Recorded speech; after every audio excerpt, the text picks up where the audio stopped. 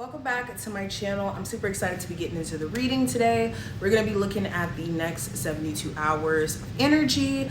We're going to try to see what information comes up. Of course, if you want a personal, check out the information listed in the description. Hopefully you find this helpful. Any information you need will be below. And let's go ahead and flip the camera so you guys can see what the cards look like. Sagittarius, let's jump into the reading. So general energy around my Sagittarius, Sun, Moon, Rising, and Venus placements. What's coming through for the astrological sign of Sagittarius? So we have the 7th chakra, which is the crown chakra here. We also have broken heart. So mentally, you guys could be really allowing yourself to dwindle on the wrong things. What I will say is I'm hearing like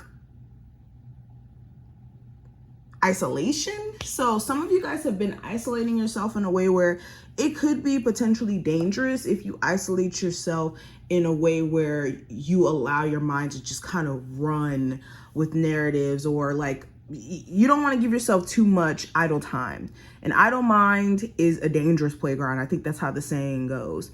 But yeah, some of you guys have like some sort of disappointment on the brain. Whether this is romantic, whether this is in terms of a business, whether this is something that you just expected to pan out a particular way, you could be allowing your mind to exist on it or sit on it for way too long. So you do need to redirect your thoughts. I also see, when it comes to your mental health, it could be just a little bit questionable. Like if you've noticed that recently you've been more so like agitated over like really small things, or you're really taking certain things in, Spirit is drawing attention to you guys really needing to take care of self outside of some sort of disappointment here. Okay, we have walking away in reverse, and we also have the World. So you guys also have somebody on your mind who you may have broken up with, right? Or you guys may be in temporary separation, or even long-term, depending on your situation. The fact that you had to walk away from the situation, not because you really wanted to, you may have felt like you were forced to because of the things you're being put through. This could be what's bothering you. The fact that you expected you and this person to be everything and more for each other, and then this person forced you to walk away, whether that's through infidelity, whether that's through them being abusive, verbally, mentally, or physically. And some of you are questioning whether or not it is a smart idea to go back to that situation. For others of you, you know that you shouldn't go back. But you can't help but to wonder, like, where did things go wrong? Where's the lesson in that situation? What was the purpose in even dealing with that person?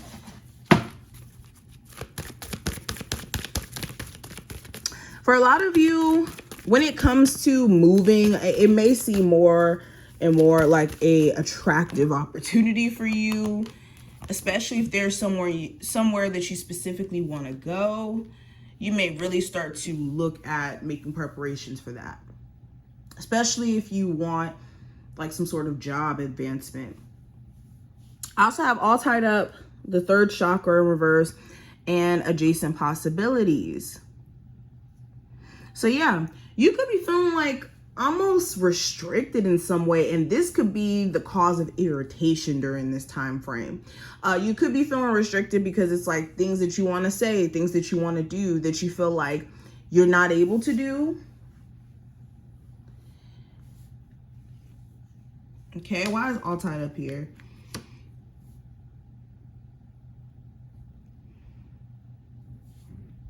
Definitely mental health is a big thing during this time frame. If you see that your mind is kind of drifting into a space that it shouldn't go into, surrounding yourself with more positive energy is going to be very important.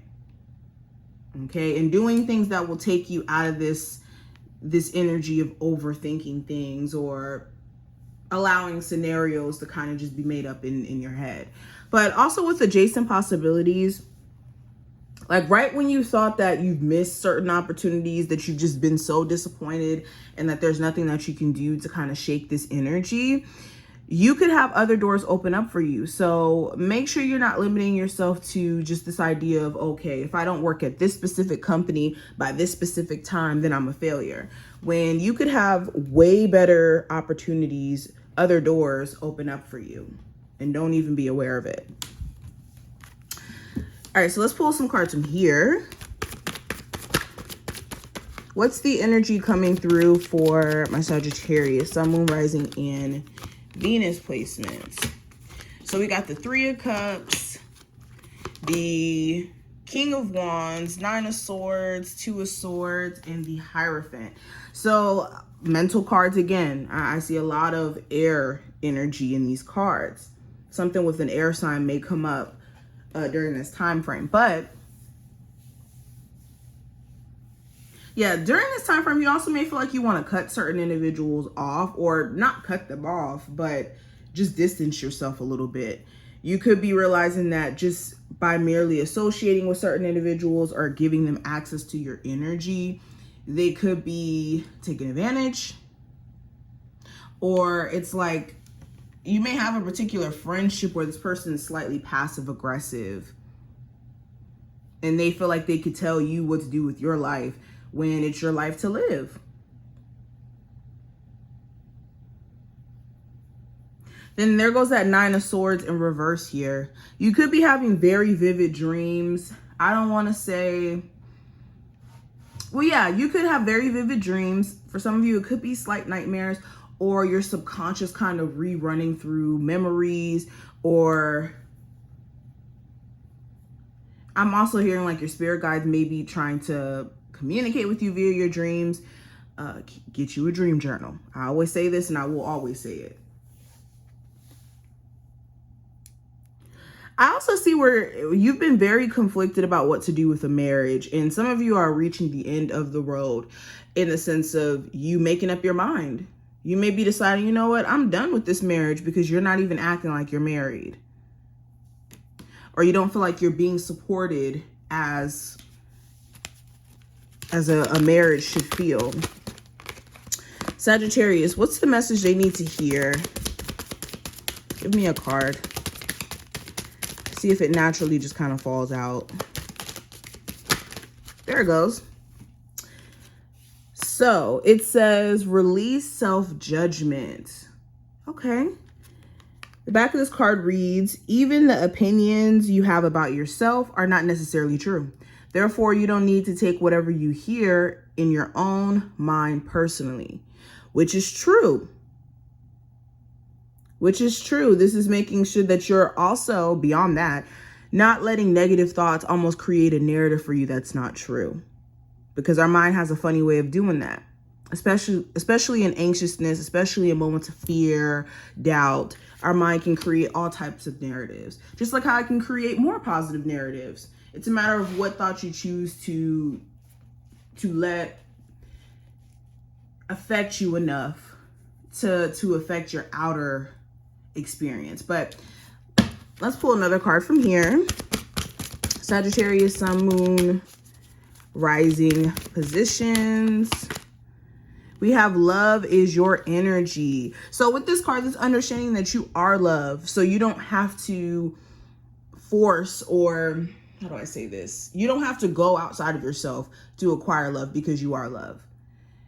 Love will find its way to you. You will attract it. You won't have to chase, because as long as you exist in this vibration, you're naturally going to receive those things. It's kind of like if you naturally exist on a plane of understanding that you are abundant and that this existence is here to offer you your deepest desires, then you will attract abundance to yourself.